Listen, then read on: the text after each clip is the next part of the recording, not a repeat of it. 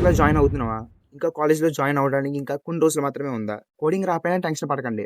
నేను చెప్పే 5 థింగ్స్ గనక మీరు ప్రిపేర్ అయితే కాలేజ్ ఫస్ట్ డే నుంచే కాన్ఫిడెంట్గా ఉంటారు. Hi guys, welcome back to the channel. ఈ వీడియోలో మన టాపిక్ ఏంటంటే బీటెక్లో జాయిన్ అవ్వడానికన్నా ముందే ఈ 5 థింగ్స్ నేర్చుకుంటే మీరు కాన్ఫిడెంట్గా ఉండొచ్చు అనమాట మీ కాలేజ్లో. చాలామంది ఫస్ట్ డౌట్ ఏంటంటే అన్న నా దగ్గర ల్యాప్టాప్ లేదు అని. సో కాలేజ్లో ఫస్ట్లో జాయిన్ అయ్యేటప్పుడు మనకి ల్యాప్టాప్ అనేది అవసరం ఉండదు, ఫోన్తో కూడా మేనేజ్ చేయొచ్చు దాదాపు. కానీ ల్యాప్టాప్ అనేది చాలా అవసరం పడుతుంది బీటెక్ స్టూడెంట్కి. సెకండ్ థింగ్ ఏంటంటే కంప్యూటర్లో బేసిక్స్ నేర్చుకోవాలి కంపల్సరీగా. ఏమేమి నేర్చుకోవాలంటే ఎంఎస్ వర్డ్, పవర్ పాయింట్, అలాగే ఎక్సెల్ అనేది మనకి చాలా యూజ్ అవుతుంది. అలాగే టైపింగ్ స్కిల్స్ కూడా నేర్చుకోండి. థర్డ్ ఏంటంటే ఇంగ్లీష్ కమ్యూనికేషన్.